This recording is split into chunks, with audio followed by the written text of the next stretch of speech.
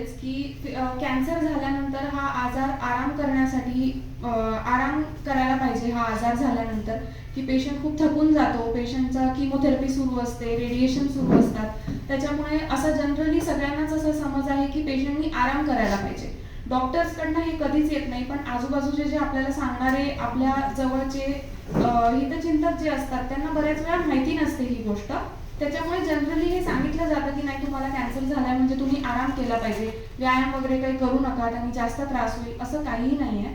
आता बरेच रिसर्च झालेत, कमीत कमी 10-15 वर्ष झालेत हे रिसर्च सुरू आहेत की फिजिओथेरपी आणि फिजिओथेरपी कॅन्सर म्हणजे फक्त ब्रेस्ट नाही, बाकी सगळ्याच कॅन्सरमध्ये खूप महत्त्वाचं आहे. सो काय सगळ्यात महत्त्वाचे काही पॉईंट्स मी मेन्शन केलेले आहेत इथे की व्यायाम केल्याने तुमच्या स्नायूंची ताकद वाढते, मसल स्ट्रेंथ जे आपण म्हणतो ती ताकद वाढते. आता आपल्याला एक्सरसाइज करून बॉडी बिल्डिंग नाही करायचं आहे, कट्स नाही बनवायचे, ॲब्स नाही बनवायचे, पण रुटीन मधलं जे काम असतं आपलं ते पण आपल्याला जड वाटतं. जेव्हा किमोथेरपी सुरू असते, जेव्हा आपलं जस्ट सर्जरी झालेली असते, तेव्हा आपला स्नायूची ताकद पूर्ण कमी झालेली असते. तेव्हा ही खूप महत्त्वाची गोष्ट असते की डे टू डे ॲक्टिव्हिटीज ज्या आहेत, स्वतःची आंघोळ करणं, जेवण करणं, थोडंसं बाहेर येऊन बसणं, कपडे चेंज करणं, ह्या ज्या बेसिक महत्त्वाच्या गोष्टी असतात त्या पण आपल्याला जमत नाही. मग आपल्याला त्याच्यासाठी महत्त्वाचं असतं की मसल स्ट्रेंथ आपली, स्नायूंची ताकद आपली वाढली पाहिजे. दुसरी गोष्ट म्हणजे स्टॅमिना इन्क्रीज होतो. म्हणजे स्टॅमिना चा अर्थ इथे असा आहे की थोडं जरी चाललं तरी थकवा यायला लागतो. जेव्हा किमोथेरपी सुरू असते किंवा सर्जरी झालेली असते तेव्हा थोडं जरी 2 पावलं जरी चाललं की असं वाटतं नाही बस आता माझ्याकडून नाही होऊ शकत, मी नाही करू शकणार. तर जेव्हा तुम्ही रेग्युलर एक्सरसाइज करता, व्यायाम करता, कुठल्याही प्रकारचा वॉकिंग करा, बाकीचे पण एक्सरसाइजचे खूप प्रकार असतात, ते जेव्हा तुम्ही आत्मसात करता तुमच्या रोजच्या आयुष्यात, तेव्हा तुम्हाला लक्षात येतं की नाही हळूहळू आपली ताकद वाढते. आपण आज 4 पावलं चालल्यावर थकत होतो, उद्या आपण 10 पावलं चालल्यानंतर थकतोय. कितीतरी ब्रेस्ट कॅन्सरचे पेशंट्स आहेत जे मॅरेथॉन पळतायत. असं नाहीये की तुम्हाला ब्रेस्ट कॅन्सर झालेला आहे म्हणजे आयुष्य संपलंय किंवा आता बस आता माझ्याकडून काही होत नाही, असं काहीही नाही. कितीतरी बॉलिवूडच्या ॲक्ट्रेसेस आहेत ज्या ब्रेस्ट कॅन्सरला मात देऊन पुढे आलेल्या आहेत. त्याच्यामुळे एक्सरसाइज एक खूप महत्त्वाचा भाग आहे त्याच्यात.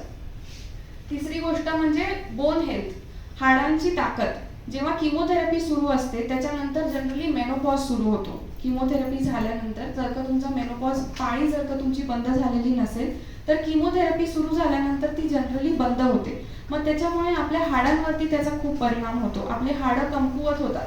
जे आपल्याला समजा आता ब्रेस्ट कॅन्सरचे काही पेशंट्स असतात ज्यांना 40व्या वर्षात किंवा 35व्या वर्षात ब्रेस्ट कॅन्सर झालेला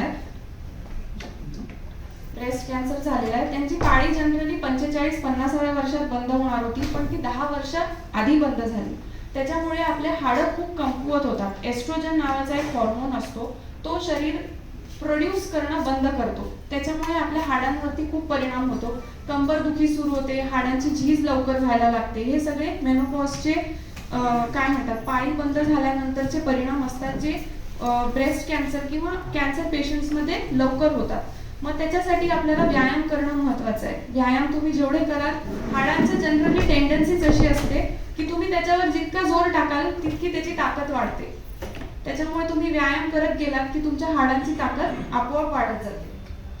चौथी महत्त्वाची गोष्ट हॉर्मोन हेल्थ. हॉर्मोन म्हणजे आपले जे पचनक्रिया सांभाळणारे बऱ्याच गोष्टी, हॉर्मोन्स जे असतात ते बऱ्याच गोष्टी आपले कंट्रोल करतात. जसं एस्ट्रोजन मी एक नाव घेतलं, त्याच्या व्यतिरिक्त पण शरीरामध्ये अजून खूप असे हॉर्मोन्स असतात जे किमोथेरपी नंतर त्याच्यामधला जो बॅलन्स असतो तो बिघडतो. मग त्याच्यामुळे आपल्याला झोप येत नाही, भूक लागत नाही, सारखा थकवा जाणवतो, चिडचिड होते. या गोष्टी खूप महत्त्वाच्या असतात. त्या बाहेरच्या लोकांना, तिसरा व्यक्ती जो बघत असतो त्याला असं वाटतं अरे काय नेहमीच आहे, पण पेशंटला त्याचा खरंच खूप त्रास होत असतो. मग त्याच्यासाठी तुम्ही जर का नियमित व्यायाम करत राहिलात तर त्या गोष्टी पण आपल्या मॅनेज होऊ शकतात.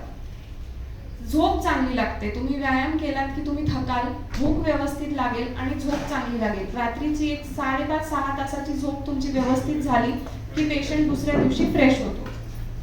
6वी सगळ्यात महत्त्वाची गोष्ट म्हणजे फिलिंग ऑफ अकॉम्प्लिशमेंट. म्हणजे काहीतरी केल्याचं आपल्याला जे समाधान वाटतं की मी काहीतरी करू शकले. आज दिवसभरात मी 10 मिनिटं 15 मिनिटं व्यायाम केले, मी काहीतरी माझ्यासाठी करू शकले. हा खूप महत्त्वाचा कॉन्फिडन्स असतो. आत्मविश्वास यांनी पेशंटचा खूप बूस्ट वाढू शकतो खूप चांगला.